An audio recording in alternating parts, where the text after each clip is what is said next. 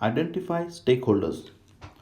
In this video, I'll be covering two important concepts on stakeholder identification. One is the stakeholder analysis, and one is the stakeholder representation. Before we get into that, let me just recap few things. So, when do we do the stakeholder identification? We identify stakeholders during the starting of the project, that's initially through things like your project charter or your project management plan or your agreements, through your OPAs, through your environmental factors, right? So these are the places initially we identify the stakeholders. But as and when the project proceeds, we see that people join the team, people leave the team, so new people coming into the team, or some people might leave your team, right?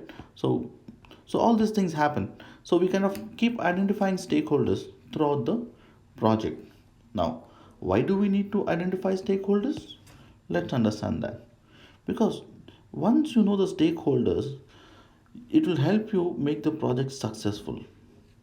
Their requirements, their needs, their engagements, their demands, their expectations, all of these will be clear if you know who are the stakeholders.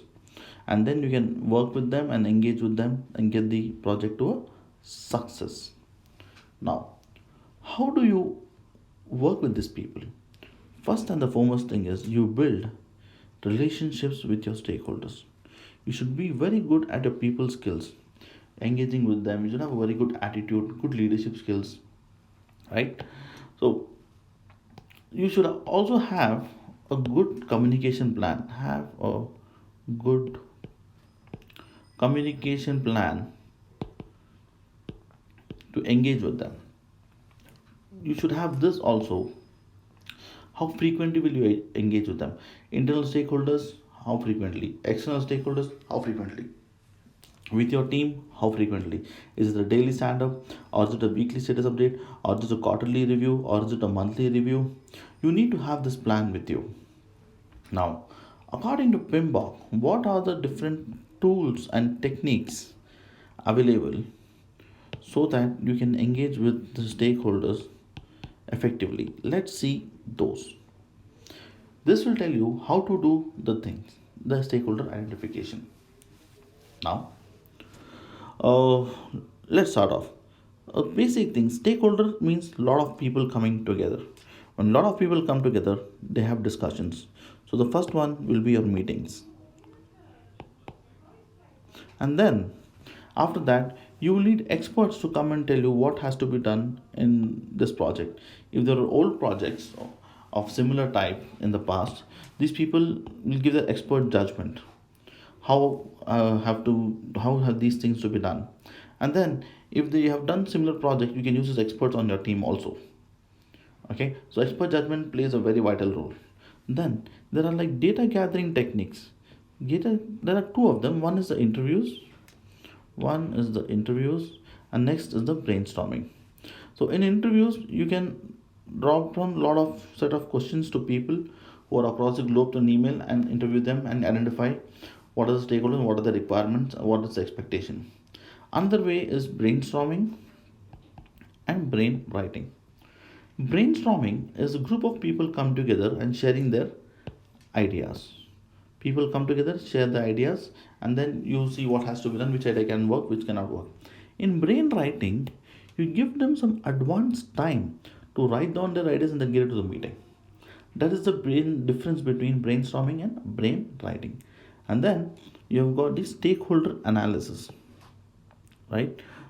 This analysis techniques. So data analysis technique over here, it is called as two things. One is stakeholder analysis, one is the document analysis. In document analysis, you go and see the last lessons learned document and see who can be potential stakeholders for this, who can help you on the project from the historical projects. On the stakeholder analysis, okay, you will determine people based on their interest. It could be a developer, the client, or based on the rights. It could be on the legal side, on the environmental safety side, or health or safety hazards. Who are the stakeholders based on the ownership? Maybe some landowners, some property owners, or people who own something that you need for the project. People who have got knowledge, the subject matter experts, they will be your stakeholders. And people who contribute to the project, it will be funding, resources, place, what to do the project, right? So all these people from these categories of stakeholder analysis can be your potential stakeholders. Another way is called stakeholder representation. In stakeholder representation, what happens is there are some techniques over here. Let us go one by one in all these techniques. In stakeholder representation, first one is the stakeholder grid. Over here, stakeholder grid. Stakeholder grid. In a stakeholder grid, you are going to jot down two categories. One is the power and the interest. Power talks about the authority of the particular stakeholder, senior position. Interest talks about the concern. How is this person interested in this project? Does he actually concerned? Is he actually concerned about the project or not? And influence is nothing but the influence of the person. For the state of example, let's take one example and then just see the stakeholder grid for power and interest. Let's say there is a stakeholder with high power and high interest. He will fall in this quadrant over here. Now, a high power and high interest stakeholder could be your client. So you should always keep him closely, manage this person closely, manage closely, else you might get upset. Next one is your high power and low interest. High power could be a person, and low interest could be a subject matter expert who has told you some inputs. It could be a senior architect or a functional manager, but he's got many more projects, so his interest levels might be low. So this could be an SME or a functional manager. So this person, you need to keep him satisfied. Keep satisfied. And then let's come to the third quadrant over here. The person with low interest and low power. This person could be from a different team. Okay, it could be from a testing team. There's one tester and other testers are working there in that team. They've got low interest and low power because of other projects to work on. So you just kind of monitor them. What are they doing? Monitor them. And then high interest and low power, you kind of keep these people informed. It could be your teammate. Keep them informed. So what you have to do is put an Excel sheet and put two columns with the name of the stakeholder, there's a requirement or expectation, and two more columns, one for the power and one for the interest. Put on this category if it is high or low, and then make the stakeholder grid for yourself. The same grid could also be done for power and interest, and the grid can also be done for impact. What is the impact of this person and what is the interest? That grid also can be made. That's one of the way of doing this. Now, this grid of power and interest is ideally used for, over here in the orange highlight, is used for smaller projects. Smaller projects. So which one do we use for larger projects? For larger projects, we use a concept called salient model, in which you have to see what is the urgency of that person. How soon do you want to give this? So you've got three things over here. One is the power, one is the legitimacy, how genuinely is the person interested. Next one is the urgency.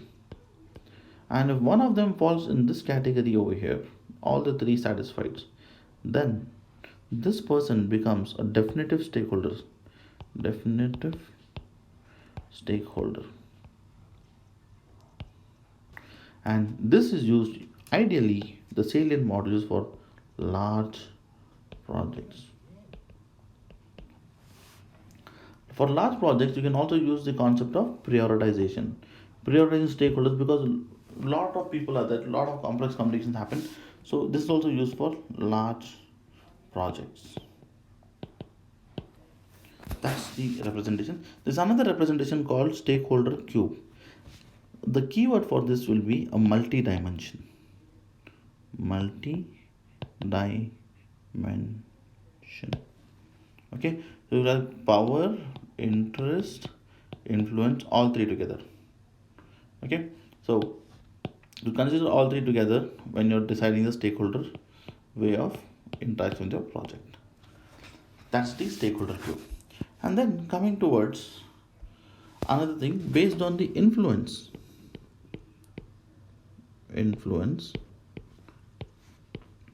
how will you identify the people? So if the influence is downward, upward influence means it could be your sponsor, downward influence could be your reportees, identify them, sideward is your peers, and outward is your vendors. So use all these techniques and prepare your stakeholder register. Right? It's a pretty simple.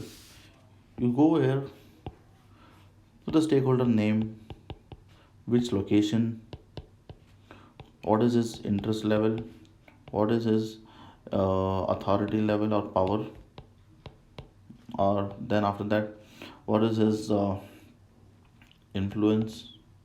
Okay, then you can say what is his expectation, does any requirement from him, right? So you make the stakeholder register, and then you track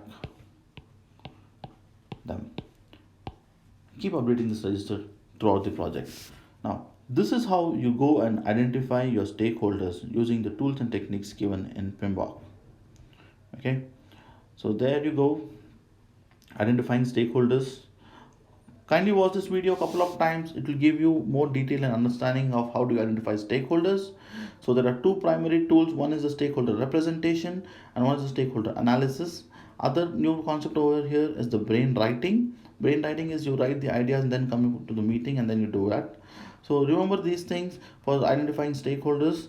It will help you score good marks for your PMP examination. I wish you all the best. This is Arham Faraaz from Bangalore. Bye bye.